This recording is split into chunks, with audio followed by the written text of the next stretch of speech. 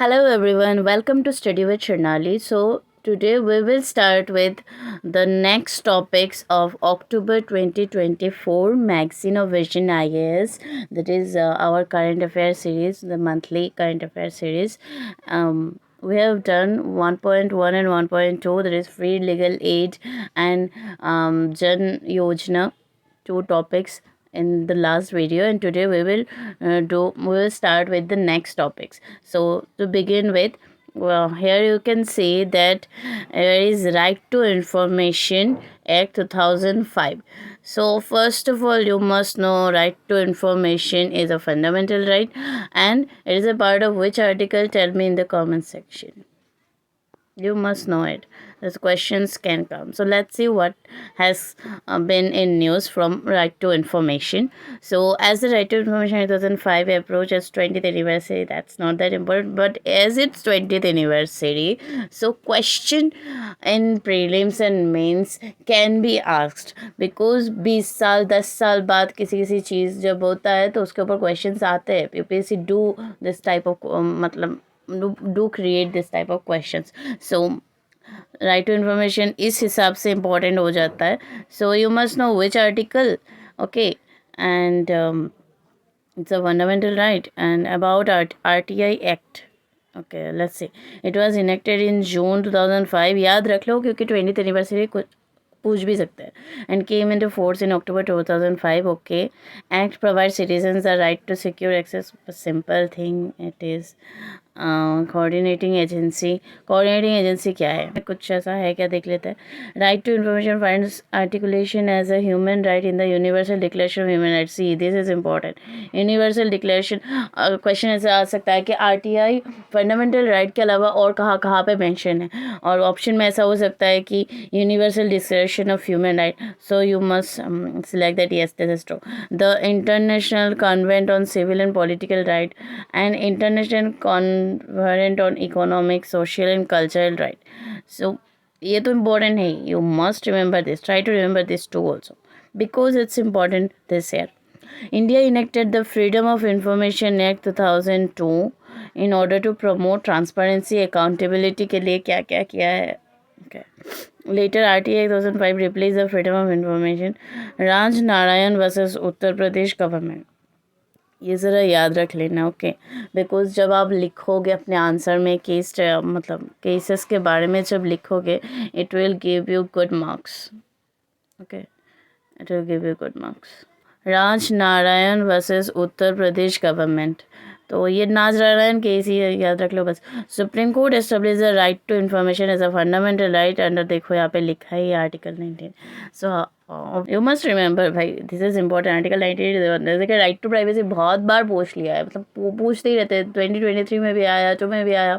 So questions does come from right to privacy. So this year right to information is very very very very very important, and there is very big chance कि there is very big chance कि इस बार ये question पूछ ले RTI के बारे में. सो याद रख लेना. Then, do you know Central Information Commission has declared several national and regional political parties to be public authority under the name. Key provisions क्या है, चलो देखते हैं. Institution framework. Central and state information commission to oversee its implementation. Central public information officer, state PIO in every public authority to provide information. Rights provided, क्या rights provide किया है? Every citizen. Okay, its citizens को दिया हुआ है. The right to request information from a public authority. Now tell me in the comment section कि कौन कौन से राइट ओनली फॉर सिटीजन्स, कौन से फंडामेंटल राइट्स है. Okay. Now, obligations of public authorities to maintain record and proactively disclose certain categories of information. Okay, इतना भी कुछ नहीं. Applicability, public authority including all authorities, bodies, constitution under the constitution. So can पे है public authority including all authorities established under constitution and other law made by the parliament or state legislature or through notification issued order made by the appropriate government. It also include bodies. मतलब कौन कौन से bodies इसमें आते हैं जिनसे आप information ले सकते हो. Also includes owned bodies owned, controlled or substantially financed by the central government and non-government organization. Okay. मतलब आप मांग सकते हो किसके कहाँ से। Okay, exemption from disclosure, section 8 certain information is accepted from disclosure. तो ऑब्वियसली कुछ कुछ चीज़ें हैं, सो एक्सेम्पशंस भी आपको जानना ज़रूरी है। Certain intelligence and security organisation specified in the second schedule,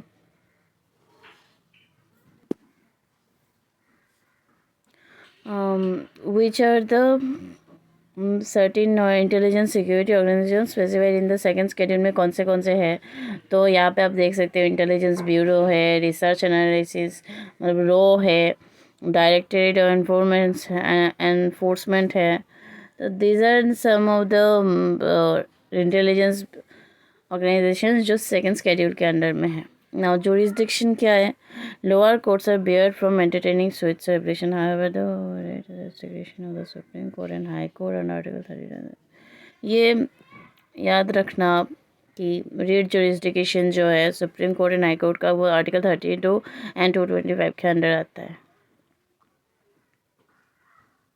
okay, example of cases in which information is accepted, कहाँ पे एक्सेप्ट किया गया है। So affect sovereignty, obviously sovereignty integrity के नाम पे डाटा नहीं शो करते। Scientific and economic interest, affects relation with foreign state, अगर इफेक्ट करता है तो वो रिलेट नहीं करेंगे। Breach of privilege of parliament होगा, स्टेट चीज़ों को नहीं करेंगे। Expressly forbidden to be punished by any court, may constitute contempt of court, may constitute, okay। Effect leads to incitement of an offense। so ये ज़रा आप याद रख लेना कि कौन से केसेस में वो इन्फॉर्मेशन नहीं दे सकते, क्योंकि आ सकता है क्वेश्चन में, मतलब ऑप्शंस में which of the below statements are true for RTI, ऐसा देख के आप ऐसे आपको बोल सकते हैं कि effect of relation with foreign state is one of the exemption from RTI, ऐसा ऑप्शन आ सकता है। So you must remember this. Then commercial confidence, trade secrets, intellectual property, फिर information received in confidence of foreign government, endanger the life of physical safety, cabinet papers, impairs relates to personal information, ये सब ये सब accept होते हैं। Okay, और क्या की प्रोविजंस है आरटीआई के बारे में, बस ये वाला ये जो न्यूज़ है इसमें आपको इतना अच्छे से नहीं दिया हुआ है। आई विल से बेसिक्स कुछ मिलेगा आपको। You must read from your notes also, जो भी नोट्स है आपके उसमें से भी पढ़ो, क्योंकि वो भी इम्पोर्टेंट है। RTI is important, so question also में कम इन मीन्स लाइक पॉसिबिलिटी तो है।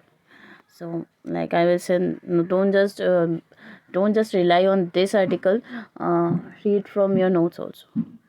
No penalties in case of failure provide information on time, incorrect information etc। Time frame पर प्रोवाइडिंग इन्फॉर्मेशन 30 दिन के अंदर देना है। फॉर मैटर कंसर्निंग लाइफ और liberty it must be provided with in 48 hours. So time frame के बारे में भी पूछ सकते हैं। Citizens can appeal against decision of PIOs if their requests are denied or inadequately addressed। Right to Information Amendment Act 2019 modifies the term and condition of employment for the Information Commissioner। Okay, employment के information commissioner का employment के ऊपर थोड़ा सा changes लाए, देखते हैं इसमें कुछ इंपॉर्टेंट है अभी या नहीं। Empower central government to prescribe the term salary. Okay, digital personal data protection act amendment to except all personal information from disclosure. देखो ये ज़्यादा इंपॉर्टेंट है। Digital personal data protection act जो आया 2023 में, इसने क्या है कि amended section 8(1)(j) of RTI law, उससे भी ज़्यादा इंपॉर्टेंट ये है कि इसने एक्सेप्ट किया है all personal information from disclosure. So this is important. इससे क्वेश्चन आ सकता है कि किस एक्ट ने या फिर इस एक्ट ने ये एक्सेप्ट किया है, ये दिस इज़ ट्रू और नॉट। सो ऐसे क्वेश्चन भी आ सकते हैं। नाउ सिग्निफिकेंस क्या है राइट टू इन्फॉर्मेशन का भाई, इसमें और क्या है।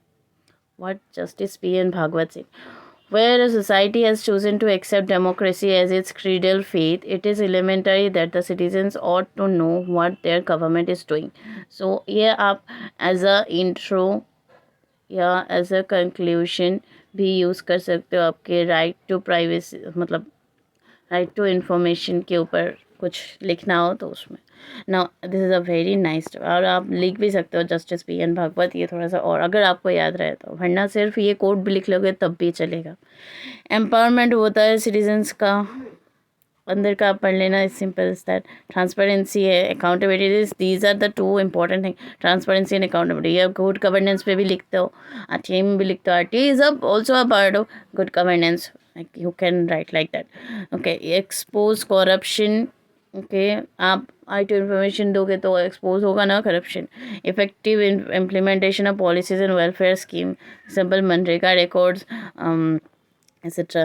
ओके, चैलेंजेस क्या होता है, चैलेंजेस भी जानना चाहिए आपको। फंक्शनल इश्यूज, सतर्क नागरिक संगठन के 2023-24 के रिपोर्ट के अनुसार defunct ICs and vacancies, 7 out of 29 information commissions were defunct between. Okay, मतलब फंक्शन नहीं है। ओके, इनऑर्डिनेट डिलेज, मतलब डिले होता रहता है। बैकलॉग्स है, over 4 lakh appeals complain are pending. Skewed gender composition. Since the passage committed 9% of all information commissioners across the country have been women. मतलब again यहाँ पे gender inequality है, तो gender inequality. Now structural issue क्या है? Exemption, क्या exemption?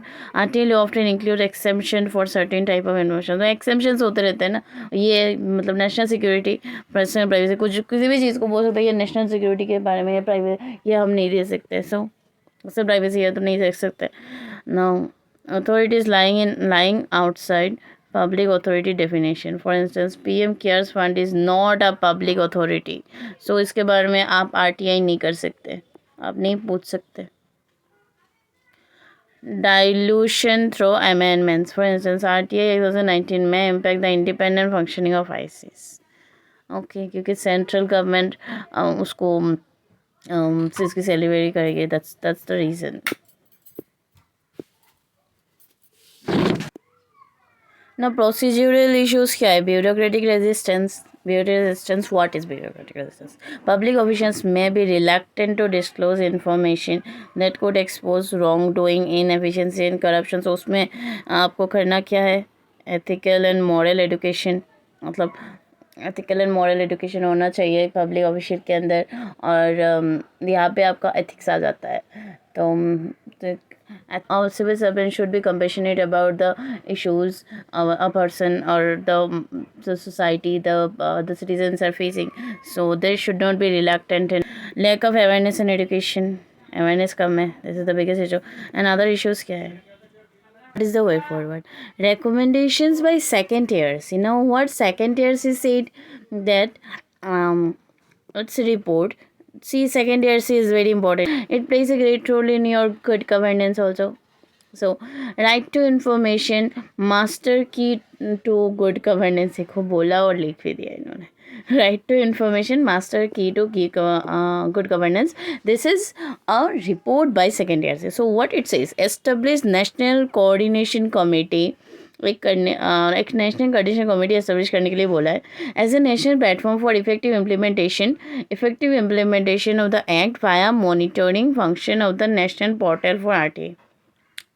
National portal को monitor करने के लिए एक नेशनल कोऑर्डिनेशन कमेटी बिठाओ and carrying out impact evaluation of the implementation.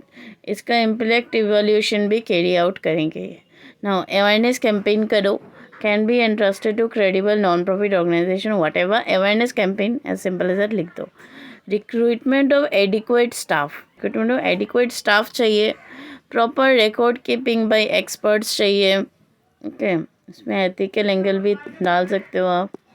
Now other steps, separate chapter protection of those seeking information under the RTI Act, rigorous RTI training government officials, as simple as this. So हमने देख लिया RTI के बारे में, and we have done the analysis, a thorough analysis of this article. See, this way you need to analyze each and every topic. क्या क्या आप निकाल सकते हो उससे, बस निकाल लो और ऐसे मार्क कर लो and you are done. Next जब आप लिखोगे आर्टिकल के ऊपर, ये आपने पढ़ा हुआ है तो आपको याद रहेगा कि मैंने क्या पढ़ा था। I will say it will be better if you just write a question on RTI within 2-3 days. This is how things will be retained in your mind. So next topic. So now we are on short news. Gram Nyayalaya, what is gram न्यायालय? Supreme court ने कुछ कहा इसके ऊपर। Supreme Court raise concern regarding feasibility of setting up Gram Nyayalaya as mandated by the Gram Nyayalaya act 2008। ग्राम न्यायालय होता क्या है? ग्राम न्यायालय क्या करता है? Ensures opportunities for securing justice are not denied to any citizen by reason of social, economic and other disability. Gram Nyayalaya क्या है उसके ऊपर एक डेफिनेशन अच्छे से रट लेना। की कंसर्न्स क्या है जो सुप्रीम कोर्ट ने रेज किया है? Gram Nyayalaya opportunity for securing justice are not denied to any citizen by reason of social, economic other disabilities, ये इंश्योर करता है ग्राम न्यायालय। नाउ कंसर्न क्या है? was said by Supreme Court, establishment of Gram Nyalaya by state or UTs is mandatory or not. Section 3 of the Act provides that governments may constitute, may होता है तो ना भी कर सकते हो, भी कर सकते हो, तो मैंडेटरी है या नहीं है? What is that? मतलब देखो, ये आपके एग्जाम के लिए इतना इम्पोर्टेंट नहीं है कि सुप्रीम कोर्ट ने क्या क्वेश्चन पूछा है। ग्राम न्यायालय के बारे में पढ़ लो बस और थोड़ा सा यहाँ से जान लो। Resource crunch, they already facing limited resource, पता ही है, for regular court, so challenge to fund additional Gram Nyayalaya. Simple है। क्या कंसर्न उठाया है, ये इतना इम्पोर्टेंट नहीं है, इसके ऊपर इतना क्वेश्चन नहीं आएगा, बट एक जानकारी रख लो और ग्राम न्यायालय क्या है उसके बारे में प्लस जान लो। राइजिंग बर्डन, बर्डन ज़्यादा है। सी this is simple, her state का प्रॉब्लम है भाई। बहुत ही कम स्टेट ऐसे होंगे जिनका लाइक जिनका वो लिमिटेड रिसोर्स नहीं है। एंड देन ग्राम न्यायालय भाई, हाँ, इनका मैंडेटरी है या नहीं? ओके, राइजिंग बर्डन है। की फीचर क्या है वो देख लो, ये इंपॉर्टेंट होता है। Seat establishment at intermediate level panchayat or group of contiguous panchayat, state government appoints न्यायाधिकारी। स्टेट गवर्नमेंट अपॉइंट करता है न्यायाधिकारी को। कौन अपॉइंट करता है? State government. For each Gram Nyayalaya constitution with the High Court. Now jurisdiction क्या है? शेल बी मोबाइल कोर्ट है with both civil and criminal jurisdiction. It's a mobile court, कहीं पे भी बैठ सकता है। Dispute process, disputes are to be preferably settle with the help of conciliation के हेल्प से सेटल करना है। सोशल वर्कर्स में भी अपॉइंटेड एज कंसिलेटर के लिए सोशल वर्कर को अपॉइंट कर सकते हैं। They are not bound by the Indian evidence act, replace by Bharatiya Sakshya Adhiniyam, but by principle of natural justice से बाउंड होता है। So principle of natural justice किस चीज़ में है? ग्राम न्यायालय। नाउ इम्प्लीमेंटेशन स्टेटस क्या है ग्राम न्यायालय का? There was an initial target था 2500 का, फ्यूअर देन, लेकिन अभी तक सिर्फ 500 ही हुआ है। ओके, 304 करेंटली ऑपरेट हो रहा है। State such as Maharashtra, Madhya Pradesh, Rajasthan has shown progress. Okay, initiative to support Gram Nyayalaya scheme, CSS, ये सब सेंट्रल स्पॉन्सर स्कीम दे सकते हैं ना, इतना भी बड़े बड़े नहीं है। इसमें आपको बस ये देखना है कि ये वाला पोर्शन थोड़ा सा देख लेना। ओके, एंड ये portion no. Section 6 of Citizenship Act is not that important. As simple as that. Constitution में जो supreme court upheld the validity, upheld क्या है उन्होंने? सेक्शन 6 से special provision added to citizenship amendment act 1985 के दौरान section 6A से किया था। Further in of a memorandum of settlement called the Assam accord between the central government and leaders of Assam movement. Okay, it conferred citizen, इसने citizenship उनको दिया था those who migrated from east Pakistan जैसे Bangladesh to Assam from January 1, 1966 until 24 March 1966 और 1966 और 1971 के बीच बांग्लादेश से जो लोग असम में आए हैं उनको सिटीजनशिप दिया गया है, उनको सिटीजनशिप दिया गया है। Okay, upon completion of 10 years from the date of detection as a 10 years। Okay, ये है असम अकॉर्ड है, simple as that. Now supreme court ने क्या जजमेंट दिया है वो देखते हैं।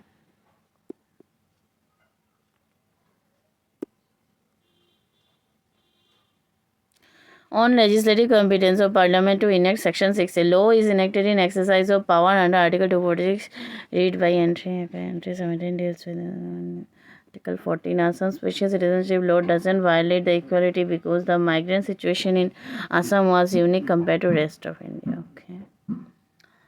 Impact on culture, no evidence that migrants harm the culture. ये क्या क्या याद रखोगे यार?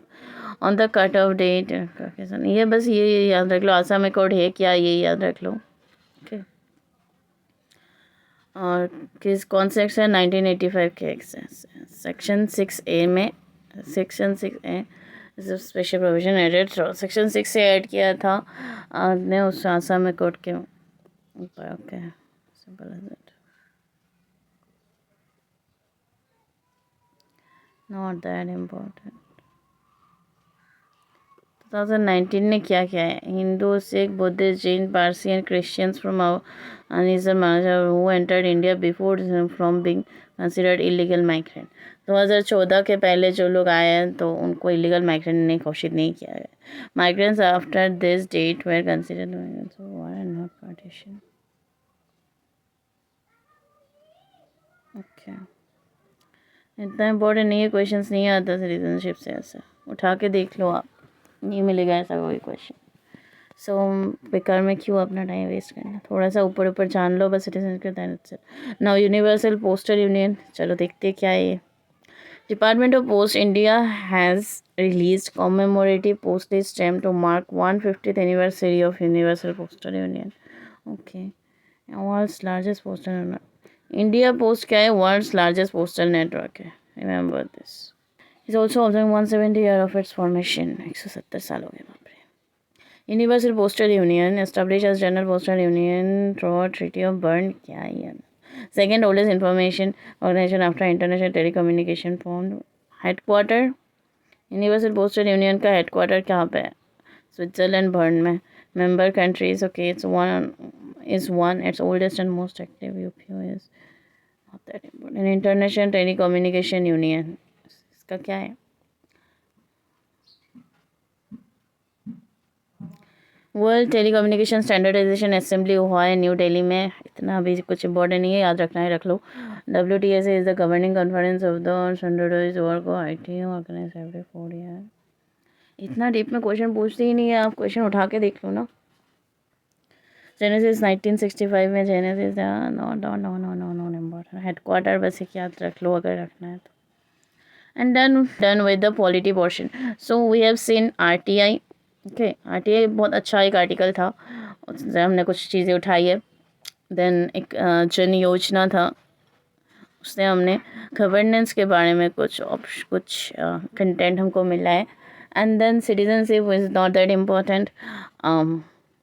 हाँ, फ्री लीगल एड से हमने कुछ चीज़ें लिया है। Those who haven't seen the previous video first वो देखिए, फिर ये देखिए, वरना आपको थोड़ा सा इशू हो सकता है समझने में, क्योंकि पहले इन्हें समझाया है कि कैसे पढ़ना है। So we are done with the polity portion of what of October 2024.